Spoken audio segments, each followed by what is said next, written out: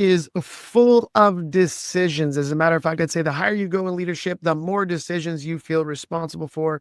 Some are big, shaping strategy, budgets, and people, but most of them are smaller. Those quick approvals, the calendar choices, the daily questions that never stop coming. One or two of those is pretty easy to handle, but stacked on top of one another, they begin to drain us. We start to feel the weight of what we call decision fatigue. And Don, you and I have seen with so many leaders, it's not just the volume of decisions that wears us down, it's the way that we make them. Yes. Without a clear process for handling challenges, every choice feels urgent and every problem feels brand new. We slip into a reactive mode, putting out fires instead of leading with confidence and clarity. And when we live that way too long, even simple decisions start to feel heavy. Oof, that's powerful. And that's when fatigue sets in and when our teams start to feel the strain as well. That's right. And this is why decision fatigue can really sneak up on us, because we think it's about the number of choices that we as leaders face. And as you said, the higher we get in leadership, the more decisions we're making. But really, the problem is that we don't have a clear process for actually solving problems and making decisions. And when we don't have a clear process, we're left, as you said, reacting, or as we like to say sometimes with our clients, pinballing instead of leading with clarity. So let's dig into this idea and help us understand, Eric, what is it about leadership that makes us so prone to this kind of reactive style of decision making? Yeah. Wow. I think at the core, decision fatigue comes from living in this reactive mode, right? Because we've got, tens or hundreds and thousands of problems that we're facing daily, weekly, monthly, quarterly in our organizations, some of them big, small. Some of them might be optimistic decisions about the future and what we're trying to build. And some of them might be just trying to put out fires and resolve conflict and other challenges that we're facing. But the reality is something that comes up is we scramble to solve each of these problems. And I think for most of us, when you ask a leader, what is your problem-solving mechanism? Yeah. What is your decision-making mechanism? They look at you like deer in headlights, like, what the heck are you talking about? The next thing hits, the next problem, the next decision that needs to be made, and we scramble again. It's a constant cycle of reacting, which is fatiguing. Without a clear process for how we make decisions, every challenge feels brand new. And it drains energy that we don't actually have anymore. And the cost shows up everywhere. We get stuck in short-term thinking. Our teams lose confidence because they see us scrambling. And before long, we're running on fumes, not because we don't care, but because we're carrying decisions in the most draining way possible. Yeah, I love that phrase. Carrying decisions in the most draining way possible. And when we're doing that, it doesn't just drain our energy, but it really attacks our confidence, because we start to feel like we don't know how to do this. We don't know how to solve problems. We don't know how to make decisions. And as you said, every decision, every issue, every new thing that arises, whether it's what email server to use, what new service provider to go with, what clients to sign, they feel like we have to know the answers to all of these specific problems. Yeah. And not to mention, I think it's probably one of the greatest leadership misnomers is that we feel this internal pressure and expectation that we should have all the answers and be able to solve every problem that comes our way. And so what that does, it puts us in a position of feeling increasing insecurity, and it undermines our confidence because we start feeling like, I don't have the answers for all this. And quite frankly, let me just say to all of our listeners, not only should you not, you cannot have all the answers to every problem you'll ever face, because the problems come at us from every direction, every angle. They're as varied as there are people and issues that have to be dealt with within our organizations. And so let's go right back to where we started, which is without a simple, clear process for solving problems and making decisions, we will fatigue. That's right. So here's the good news. We don't have to have all the answers. That's the magic of having a process. Instead of reacting in the moment or carrying the weight of every decision alone, we can lean on a method that guides us through it. This is why we learned formulas in our studies of mathematics growing up in school. Or we tried to, at least. Or we tried to, right? So we had teachers who introduced us to these formulas, or what we call algorithms. And the algorithm is rooted in a set of principles that allows us to enter all these variables. And then we would do the math computation and we would come out with a solution, right? We'd have to show our work, and the teacher would want to know that, are you using this algorithm appropriately? Show me how it works. And so let me just kind of pull back the curtain for our listeners.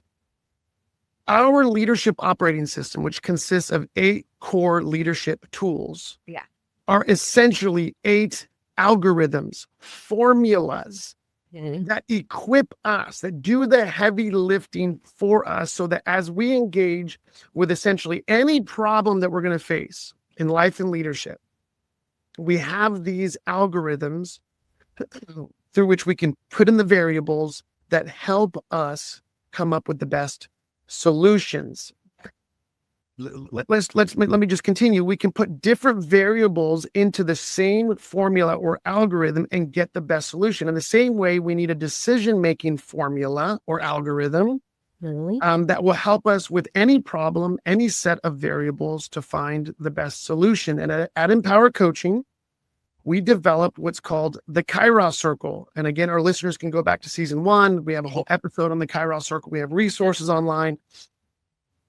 We desperately want to put these tools or algorithms into the hands of as many people as possible, because the reality is, in life, what we realize is that's what we're constantly doing, is problem solving and decision making, right? Those are the 2 core responsibilities, not just of leaders, but for all human beings.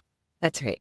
Yeah. So we developed what's called the Kairos Circle, a simple decision-making algorithm that helps us with any problem to consider the variables, to process what's at stake, and to come to beneficial solutions. It starts with observing what's really happening. This is just a sneak peek into the way this tool works, not just what's urgent. Then we have to interpret, asking, why is this happening? What's at stake for us? Why is this impacting us? The kind of deeper questions of understanding the problem at hand. And then from there, we move into what we call a process of discovery, where we leverage the collective genius of the people around us to help us to learn from the problem and to discover the best way forward. The process doesn't make the decisions for us. But it gives us a path to follow that gives us the greatest likelihood of discovering the best solutions.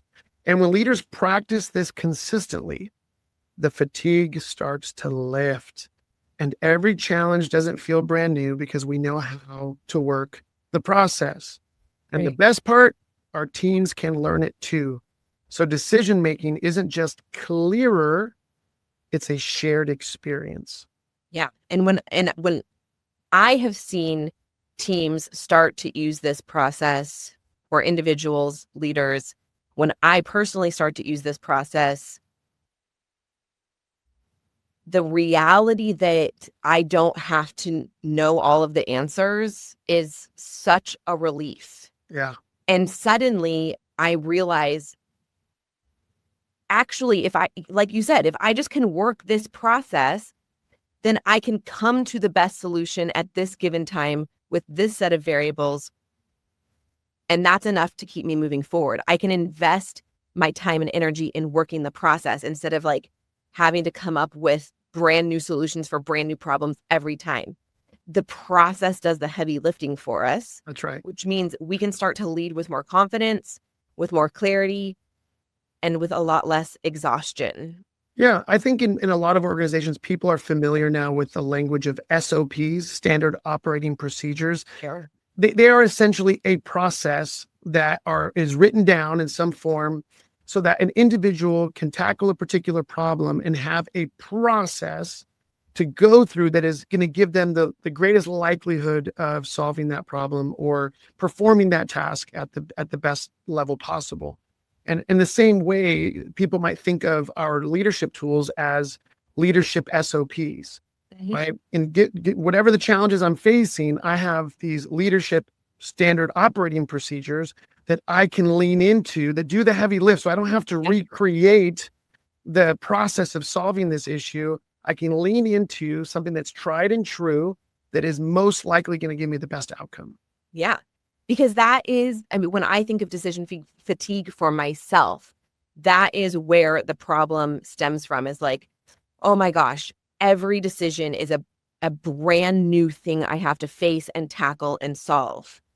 And like you said, when it's unlimited amount or quantity or quality of problems that we're solving in a day, no wonder we are suffering as leaders under the weight of this. Yeah, not to mention, I mean, most of us would probably resonate with feeling deeply unconfident. Yeah. Even in the decisions that we do come to, Yeah. or the way we have solved a particular problem. 100%. Right. And because we're not really quite sure what we're leaning into, we're not really quite sure our method of solving these problems or making decisions. And so even when we do try to solve problems, we kind of feel this sense of insecurity. Like, I'm not really sure I did that the right way. I'm not really sure I came out with a great solution. And so I think that's the aim of this conversation, is to remind us that when we have these kinds of tools or algorithms at our disposal, they're not meant to solve the problem for us, but to empower us to solve our problems more effectively. And with more confidence. Which is great. Another way that I like to say it to clients is, listen, you can jump on a call with me for an hour and we can process whatever problem you want to put on the table. And that's where the client coaching relationship normally starts. I have problems. I need help. Can you help me solve X, Y, or Z problem? Yeah. So we process those with them and we help them solve that problem. The problem is, I can help them solve one or two problems every coaching call for the next 10 weeks or 6 months or a year, and we'll have solved tens or hundreds of problems. Right. I would rather equip leaders with these tools that will empower them to solve tens of thousands of problems without me being present. That's right. Right. I can either fish for somebody and catch a fish for them and feed them a fish, or I can teach them how to fish. And that's essentially what we're doing. That's also part of the magic of our coaching methodology, is that we don't want our clients to be dependent on us the rest of their life to solve and sort through everything for them, but really to equip them with the toolkit that will allow them to do this for themselves. Yeah. Which is worth its weight in gold for our listeners if we take the time to get these tools, right? It takes a little time. It's a lot easier just to go somewhere to a restaurant and order a piece of fish than it is to learn how to fish. Can confirm. Yeah.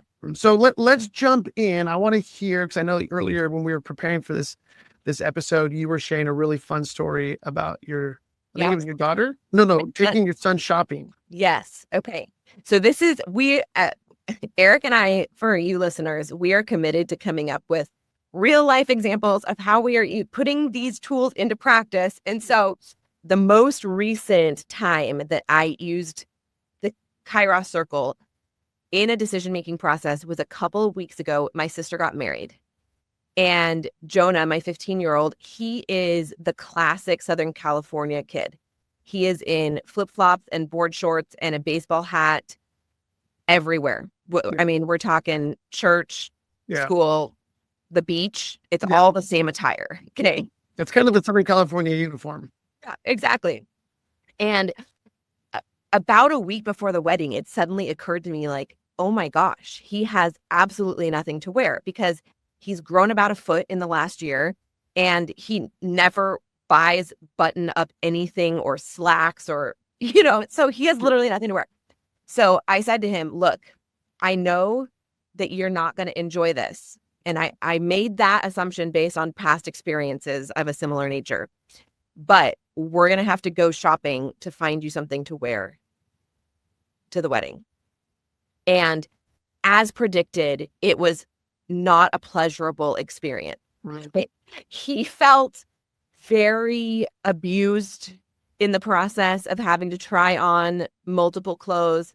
I felt incredibly frustrated and disheartened that I'm like, this is not something I want to do either, but we have to do it. So can't we just like buck up and figure this out, like be on Yeah. the same team. And at one point, like I had to leave the dressing room to regain my composure. He was mad. I was mad.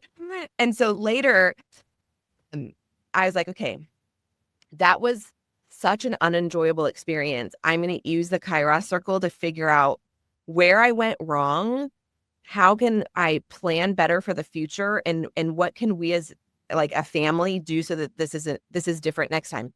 And so I sat down and I worked this problem through the Kairos circle, which might sound silly, but first I observed the situation.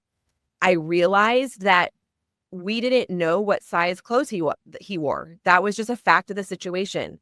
And I grabbed a ton of clothes to start in a lot of different sizes.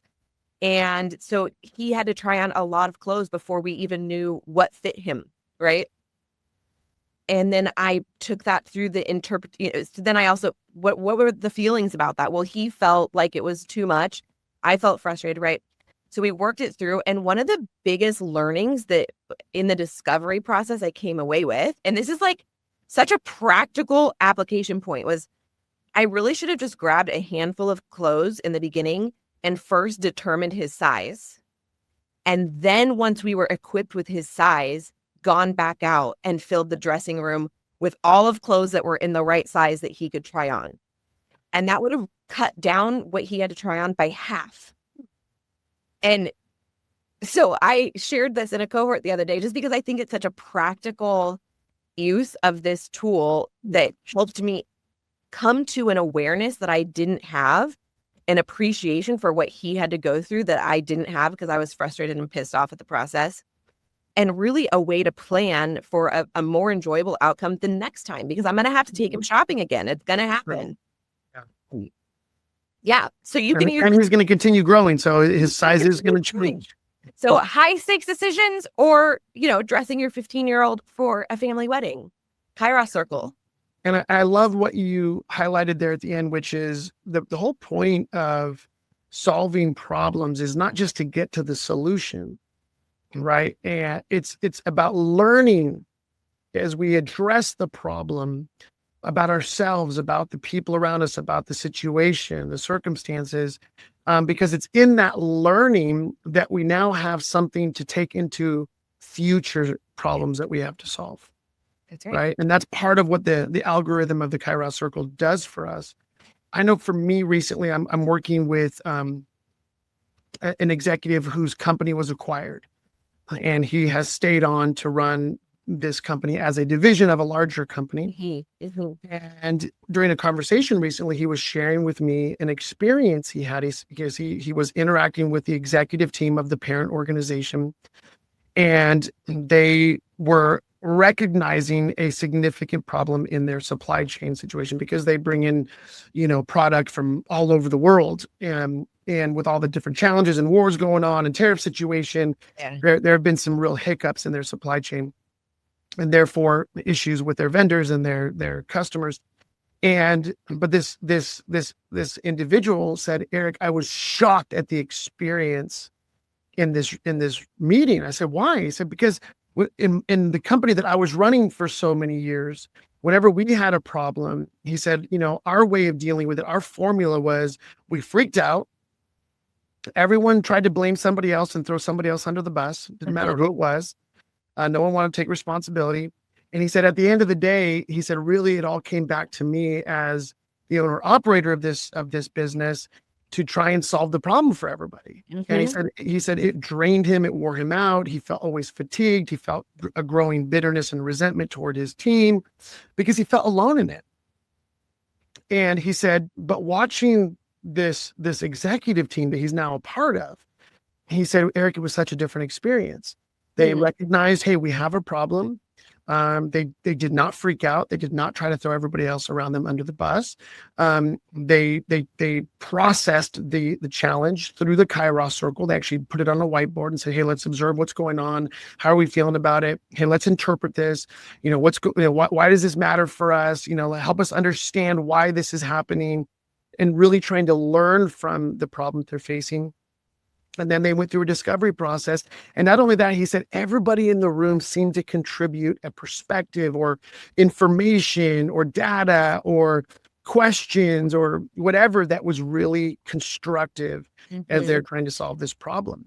And he said they eventually felt like they had learned, what's going on, what's at stake. And they came to a solution that ended up going really well. And he said it was so different. He said, Eric, this is what you've been talking to me about, this Kairos circle thing. Like, it actually works. And I said, that's right.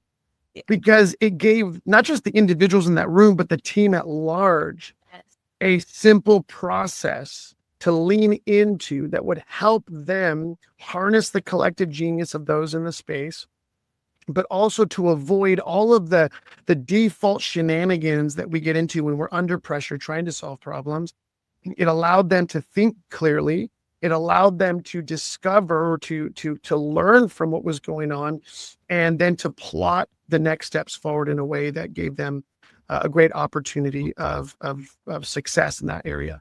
But it was just him telling me that story and him juxtaposing it to his experience of solving problems. And that was kind of a huge aha moment for him of, oh, that's what these tools are for. Yeah. They don't solve their problems for us, but they help us to engage problems in a way that gives us the best chance of avoiding dysfunction, toxicity, and all the BS that comes to us under pressure, and to operate in a way that actually calls out the best in each of us as we're trying to solve those problems.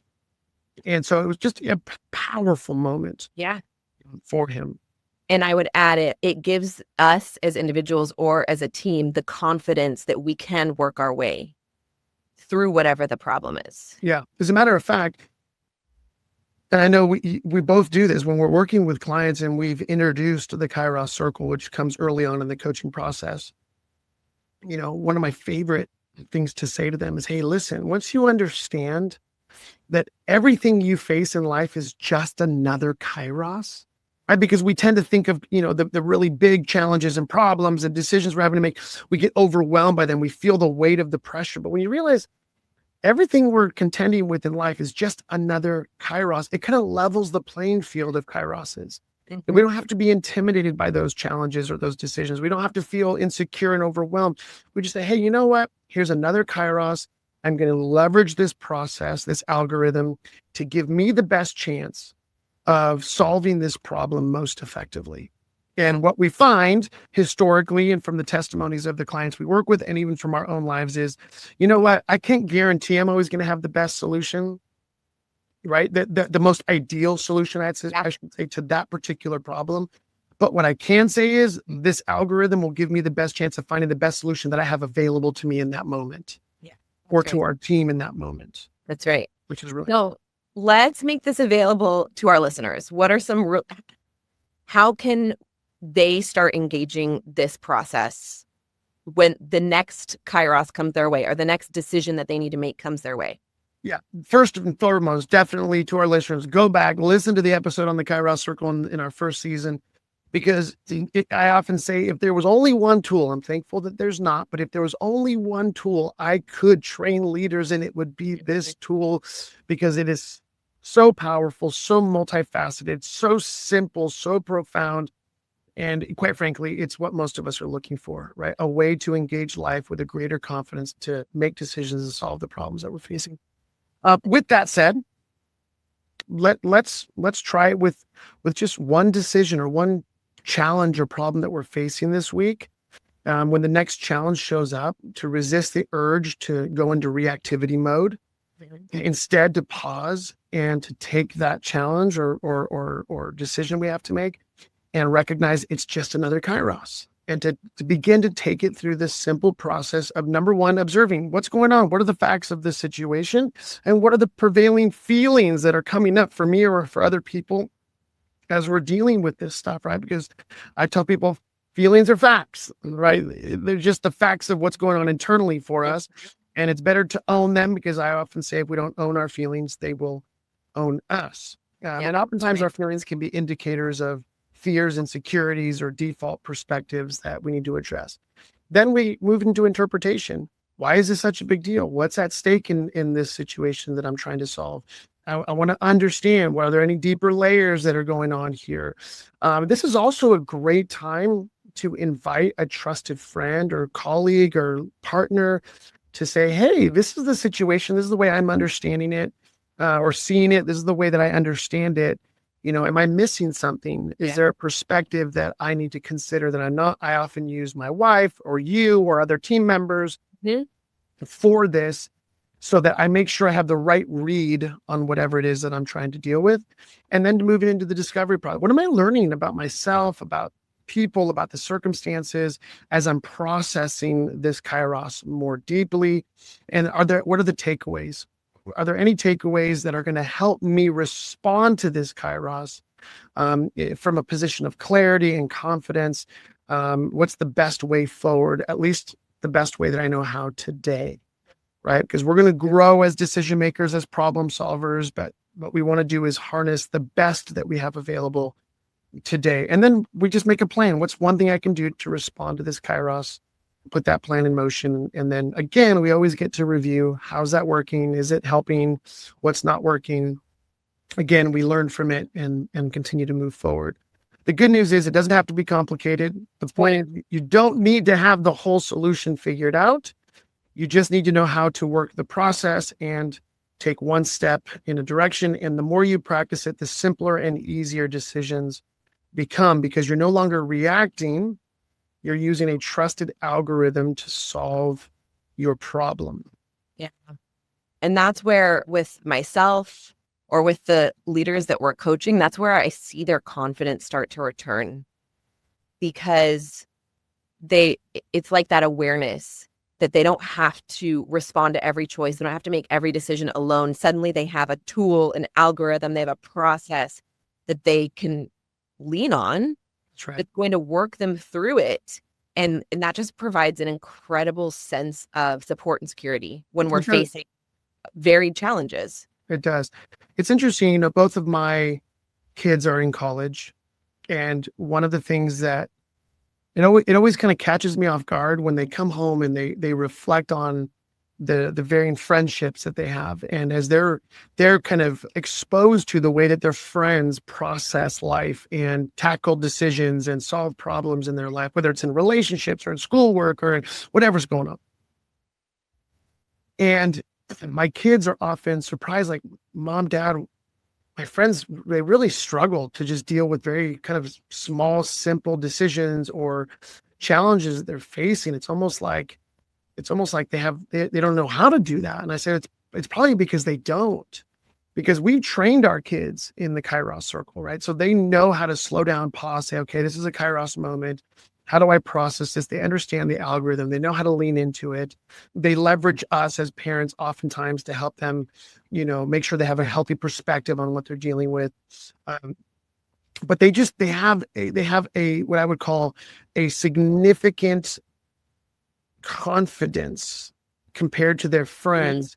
Not because they know how to solve every problem, or not because they have answers for every problem, but because they have a process they can lean into that makes them feel more confident that they're going to be able to solve that problem or make a decision well. And it's interesting. I just started working with another college age student as a friend to a client, as a favor to a client, one of their kids. And it's the same thing. I was just asking him in one of our early sessions, like, I'm just curious, you've identified all these challenges and decisions you're trying to make about rushing this fraternity and dealing with these roommates and handling your school schedule and how to deal with this and that. I said, I'm just curious. It seems like every day you're wrestling with all of these decisions you have to make. He said, yeah, you're right. I said, so I'm just curious, how do you make those decisions? And he literally said, I don't know. It's a mystery. I don't know. I just try to do the best I can. And I said, well, do you feel really confident in the way you're making them? He's like, no, I don't feel. And so we've started focusing on this tool, the Kairos circle, to give this young person just some scaffolding, right? A process that he can lean into that would give him a better chance of making decisions that he'll feel proud of, that line up with his core values, that kind of makes sense in terms of the person he wants to be. So again, these are the tools I often say that I wish I had when I was that age. I didn't have them, and my life was full of erratic decisions that were rooted in what I would call kind of willy-nilly thinking. Yeah. And that often led to outcomes that were not favorable. And through my life, the more I've leaned into this tools as I learned it and have adapted it now for, over the years, it's unbelievable. I can look back on my life and see that the decisions I have made have more and more led to more desirable outcomes, not just for myself, but for all the people in my life as well. That's right. Yeah, I think we all are or have been at some point in our lives that college student that's like, I don't know how to make decisions. Yeah. I don't know what we're doing. So hopefully if we still feel that way, even at 30, 40, 50, 60, 70 years old, it's never too late to learn the algorithm. Today's the day. Today can be the day. Today can be the day. All right. To our wonderful listeners, we are so grateful that you've joined us for this session. Again, we don't take your time for granted. You've given us this time, and we hope that we've added value to your life. Thanks for joining us today. If this conversation gave you a fresh way to think about decision fatigue, share it with another leader who might need the same help. And if you haven't yet, hit the subscribe button, leave us a review, especially on Apple. It helps more leaders find these conversations, and we want to share these messages with as many as possible. Next week, we're going to be talking about isolation, why leadership so often feels lonely, and how to build the kind of support network that keeps us grounded. Until next time.